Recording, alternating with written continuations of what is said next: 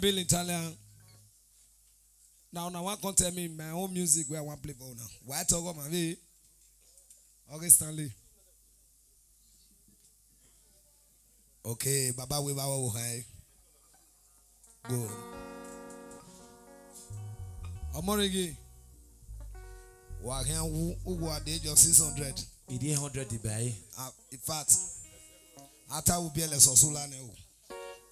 Ado you work Yosula where Osula na be having a John and now reverse is the case. Wato work by my superstars. Yari. Wagiago wato work by Eva wa muga Agi kwela okawe no ki yojawe Okedo je bere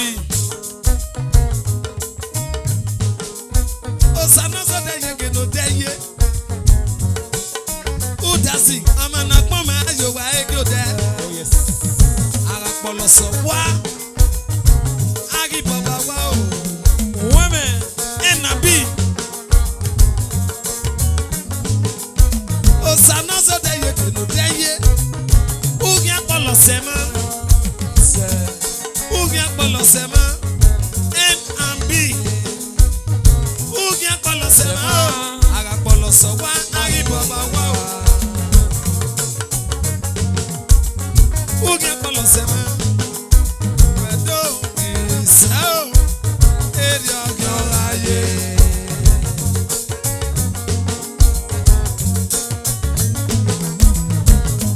Isao. Edia gyolaye. Edia gyolaye. Enabi ugi akpolo sema. Isao. Edia gyolaye. Wa ikpolo sema. Uiso apolo bae. Edia gyolaye no weso. Isao. Baba weso bebe. Edia gyolaye. Enabi. Ugwa gi akpolo sema. Ugi akpolo sema. Isao. Yo big pass here. Edia Baba, gyolaye. ugi akpolo sema na. Aga akpolo so wa.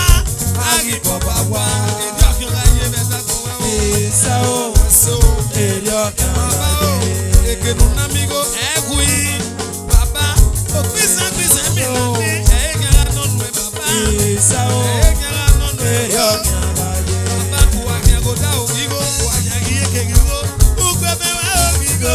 Ebi agara ye me baba o. Isao. Edia Baba, gyolaye. na we ni ekwa luwa gu. Ogara ba. Siga bukwe o. Ebi agara ye ne baba. Isao. Edia gyolaye. Enabi. Ugi akpolo sema o. Weme dinga e. Isao. Iyo. Edia gyolaye. Enabi. Ugi akpolo sema o. Kiena wo akpolo so e. Isao. Wo akpolo so e. Edia gyolaye. Ara ikpolo so wa. Ara akpolo ba hotel. Ayi ya akpolo ba hotel. Ebi akpolo ye nu eme just a look. Isao. Weso. Edia gyolaye. Ama na munya we no ba. Ana na gede se Bukwe o. Isao. Edia gyolaye. Ama na munya we no ba. Ana na gede Bukwe o. adi weso. Isao. Weso. Edia gyolaye. Isa. Isao. Isao.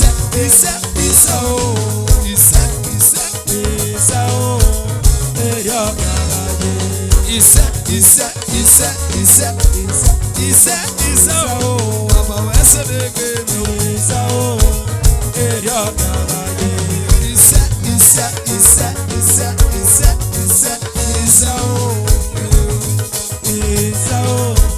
Edia gyolaye.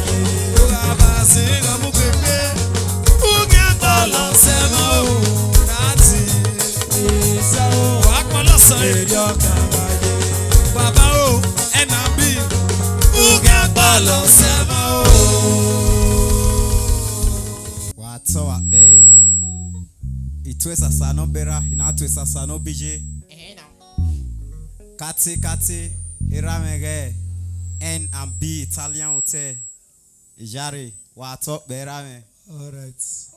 Daddy Nero edokpolo awamego bi agebe ni bu wedo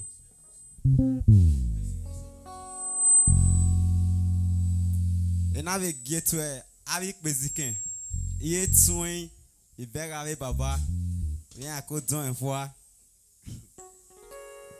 eramege stalio wa talk be o imami ami udenu bume e edeni yakpo yen gben me wa talk be ra me John omo igi wa talk be baba yan be o kan ma da ne dion e dion pe eji ti bo e ni wa do my key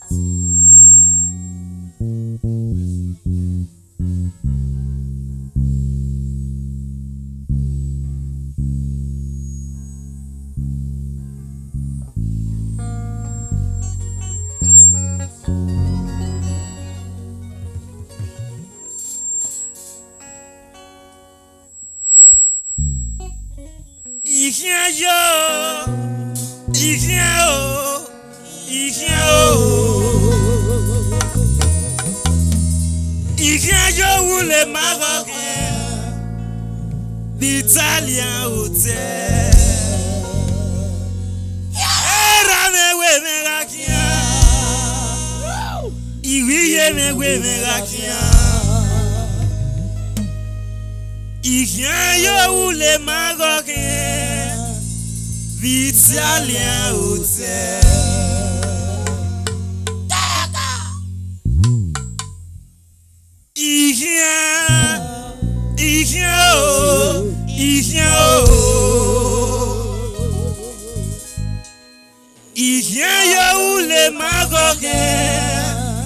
Vitalia Hotel. That the prince, he will win away. He ramena. On a quick drum in there. I'll go away. What's up there, Rame? Hey, Rame, wait.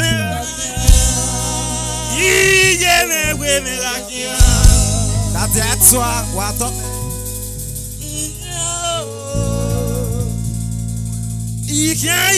Le Marocain, l'Italien hôtel.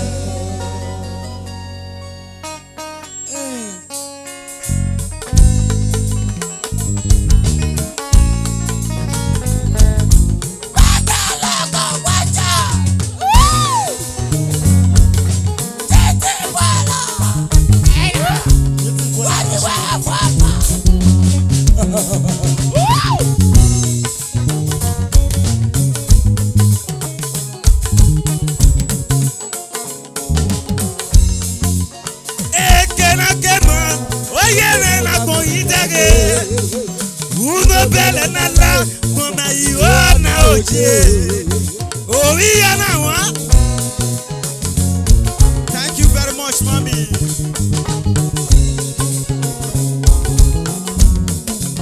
Ekena kema, oyere na ko idare o. Uno belle nala, akoma iona oje. Rame wese. Thank you very much.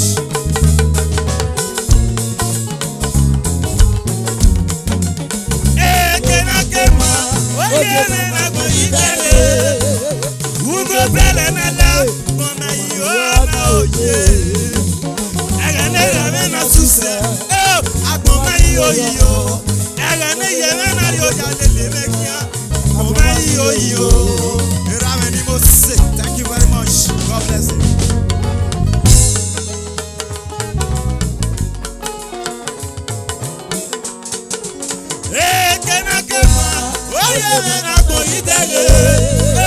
Uno belle nala, mama iona oje. Ekena kema, oyere na ko idelo. Uno belle nala, akoma iona oje. Egani yeme na suse, akoma iyo. Egani rame na rio janele mekia, akoma iyo. Ikedo ate, oyoyo kwe me meki oje. Oyoyo kwe me meki oje. Wadane oyoyo kwe me meki oje. Ikedo ayoba sukutai, oyoyo kwe me meki oje.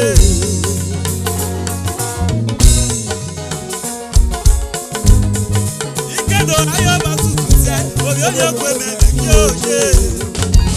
Iyatamawe, enanego. Ina dobo atayawe, iyenanego. Egbe mama fe, ewanena mi yota fe. Ire kwori okue, ewanena mi yota fe. Ekwori okue, ewani nobi yana wakebe. Ire kwori okue, ewani meneji tibwe kebe.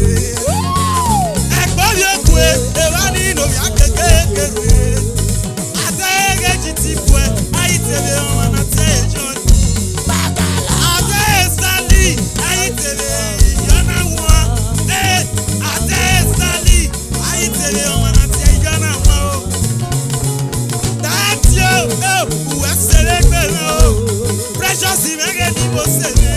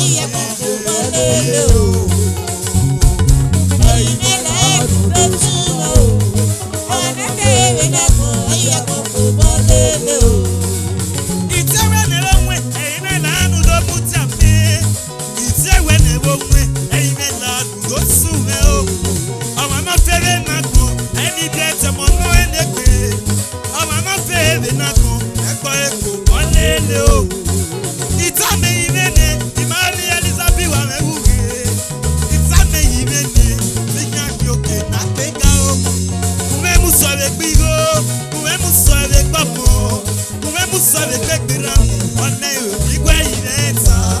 Dans mon affaire, Nako, elle est nagée, elle est nagée, et Kyote.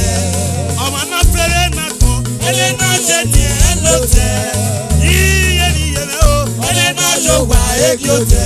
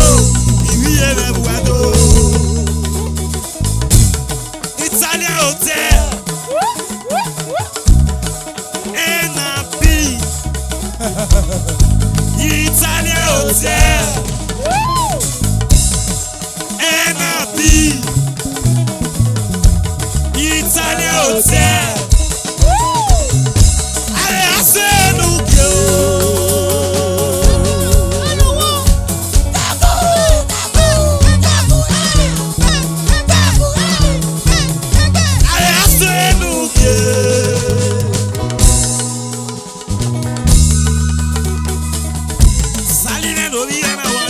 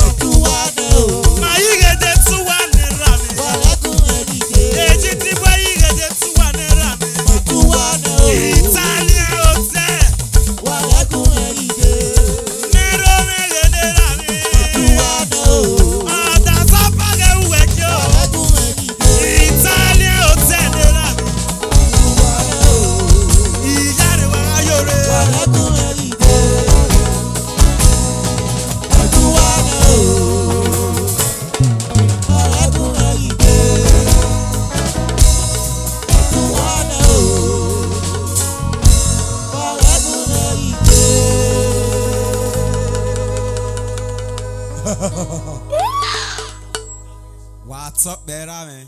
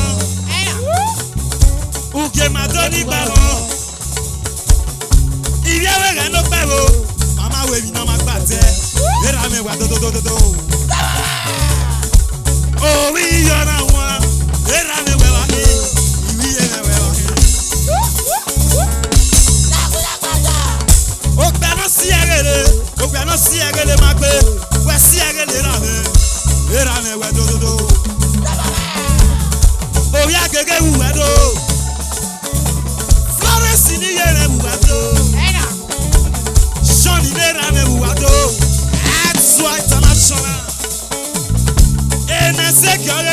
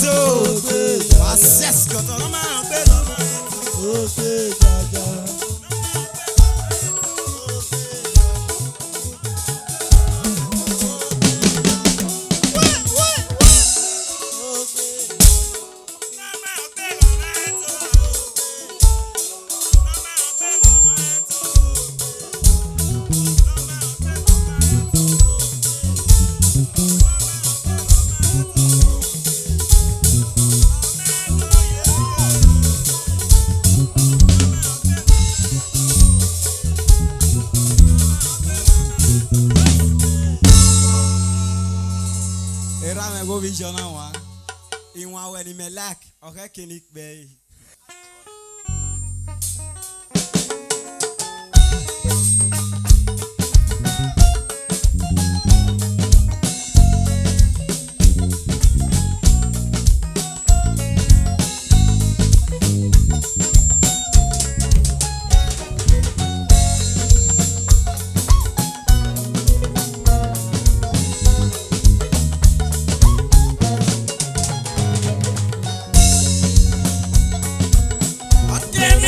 Yesu no bane. Yesu wariapo. Akeme ya ki Yesu no bane. Lemado asadu fora ko. Akeme ya ki Yesu no bane. Mere ki Yesu no bane o me di se ki do bawe o. Me sense ngo ba be ye. Awa. Ya ga se do sa o ko ya ko. Aso. Ingaru busa o. Yesu na wa ba. Ingaru wala o. Yesu na wa ba o. Ete maname. Yesu na wa ba. Demi la ba de la ba. Yesu na wa ba o. Wesira we wa to. Ana oti we me ya oti ro wa. Aso. Okay. Why is it to? We me reni. Anxiety.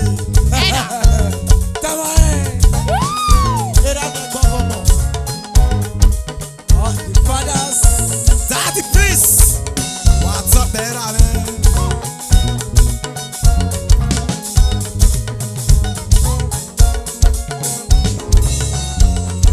Ieru usio. Yesu me waba. Siwa gwele oba ora. Yesu me waba o. Egbe mara mejo. Yesu me waba. Debi lava de la lava me. Yesu me waba o. Yaso. Wa wese be gbomi yeme. Wa ya wa wese o. Chiti banage no bi me. Chiti banage no bi me o. Iya ya yere. Uwe wi nana. Go be abi age. Bugida. Chiti bi me no bi me. Chiti banage no bi me o. Iya ya yere. Uwe wi nana. Iga ya yere, uwe wi nana o. O shagara, o sonogara. We ma lele, una seti mwa oyo. Ipa mo sadera me, u seti mwa oyo me. Emi ya fi woriye o. Kemi ya ki Yesu no bane. Okeme ya ki Yesu no bane. Yesu wa ya Okeme ya bro. ki Yesu no bane. Mere ki Yesu no bane o me di se ki do bawe o. Ebe fumare wara. Ebe fumare wara.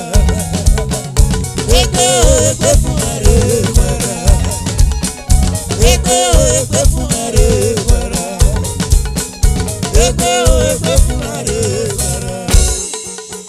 Ebe fumare wara. Kiti boy. Ebe fumare wara. Egbe. Ebe fumare wara. That's Wesira. Ebe fumare wara. Niya yo sanejo. Ebe fumare wara. Nai baka no bo. Ebe fumare wara. Mama imu me. Ebe fumare wara. Ebe fumare wara. Egbe. Ebe fumare wara. Ebe fumare wara. Ajo saneji. Ebe fumare wara. Nai baka no bo. Ebe fumare wara. Mama imu me. Ebe fumare wara. Wa Wesira me, what's up there?